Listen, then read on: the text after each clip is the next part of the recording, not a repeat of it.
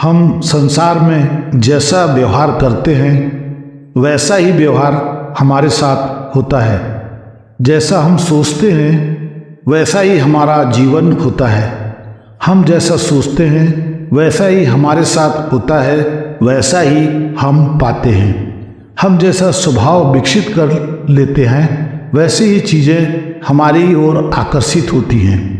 हम लोगों से प्यार करते हैं तो लोग भी हमें प्यार करते हैं, लेकिन यदि हम लोगों से घृणा करते हैं तो वे भी हमसे घृणा ही करेंगे, इसमें संदेह नहीं है।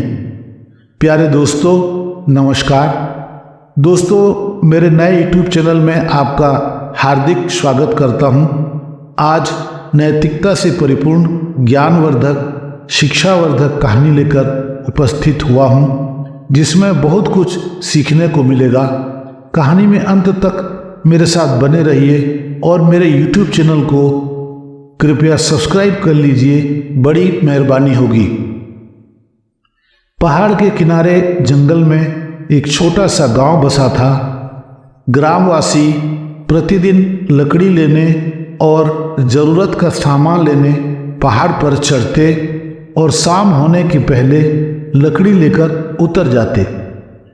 गांव में कमलेश नाम का आदमी रहता था, जो एक दिन लकड़ी लेने पहाड़ी पर जा रहा था कि तभी उसका 6 साल का बालक भी कमलेश के साथ पहाड़ पर जाने को तैयार हो गया।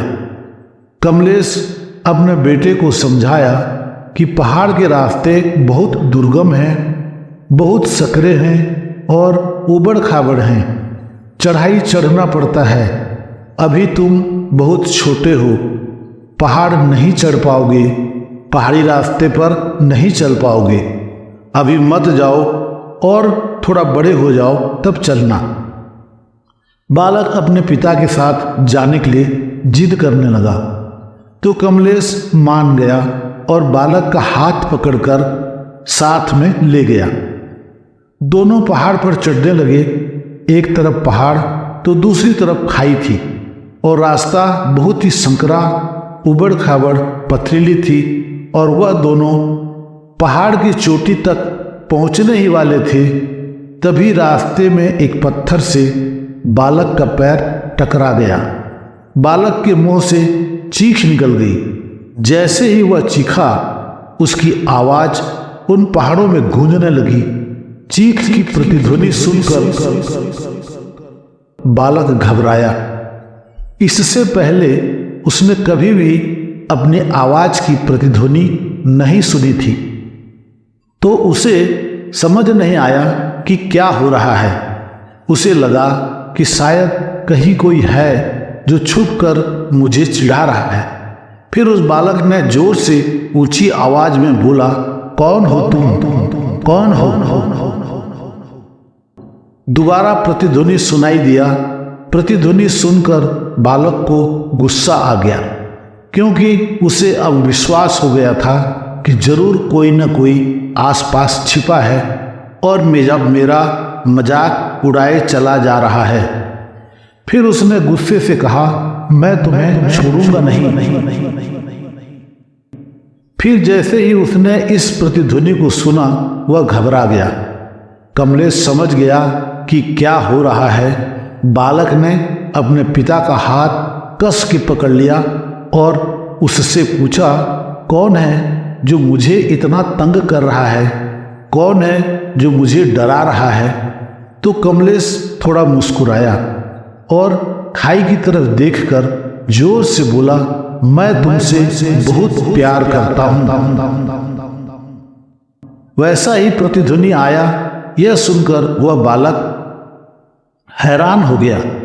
उसे समझ नहीं आया कि हो क्या रहा है, कि वही इंसान जो उसका मजाक उड़ा रहा है, उसको तंग कर रहा है, उसके पिता को बोल रहा है कि मैं तुमसे बहुत प्यार करता हूं। तो उसके पिता ने अपने बेटे को देखा और वह समझ गया कि बालक के मन में क्या चल रहा है। और फिर दोबारा उन्होंने बोला, तुम बहुत अच्छे हो। फिर प्रतिध्वनि की आवाज़ सुनकर बालक भी थोड़ा सा मुस्कुराया और पूछा अपने पिता से कि क्या हो रहा है। कमलेश ने अपने बेटे को समझाया, ये जो आवाज़ तुम सुन रहे हो यह किसी और की नहीं है, यह हमारी ही आवाज़ है जो पहाड़ों में गूंज रही है और हमें अपनी ही आवाज़ प्रतिध्वनि के रूप में सुनाई दे रही है। जैसा तुम बोलते हो ठीक वैसा ही तुम्हें सुनाई देता है। अगर तुम गुस्से से कुछ कहोगे तो पलट करके जवाब आएगी, उसमें भी गुस्सा होगा। लेकिन अगर तुम कुछ अच्छा कहोगे तो प्रतिध्वनि भी अच्छी आएगी। बिल्कुल इसी तरह से हमारे जीवन में भी होता है। जैसा हम अपने मन में इस जिंदगी के बारे में सोचते हैं, यह जीवन हमारे लिए बिल्कुल वैसी ही हो जाती है। अगर हम मन ही मन अपने आप को यह बोलते रहेंगे कि हमारी जिंदगी तो बहुत बुरी है, तो हमारी जिंदगी सच में बुरी हो जाएगी। और अगर हम अपनी ज़िंदगी से प्यार करेंगे तो हमारी ज़िंदगी भी हमसे प्यार करेगी। यह बात उस बालक के मन में घर कर गया और फिर वह दोनों उस पहाड़ की चोटी पर गए। लेकिन बच्चे के मन में यही बात घूम रही थी और फिर वह बालक खिलखिलाकर हंसा और उसने अपने दोनों हाथ ऊपर उठाकर अपनी पूरी ताकत से बोला, मैं तुमसे बहुत प्यार करता हूँ। उसकी आवाज़ पूरे पहाड़ी क्षेत्र में गूंजकर वापस उसके कानों में टकराए। खेल खेल में अपने सफल जीवन की सीख लेकर खुशी खुशी बालक नीचे उतरा। हमारे व्यवहारिक अथवा वास्तविक जीवन में भी यही सिद्धांत काम करता है कि हम समाज अथवा लोगों को जो देते हैं वही हमारे पास लौट कर आता है। हम लोगों से प्यार करते हैं तो लोग भी हमें प्यार करते हैं। लेकिन यदि हम लोगों से घृणा करते हैं तो वे भी हमसे घृणा ही करेंगे, इसमें संदेह नहीं।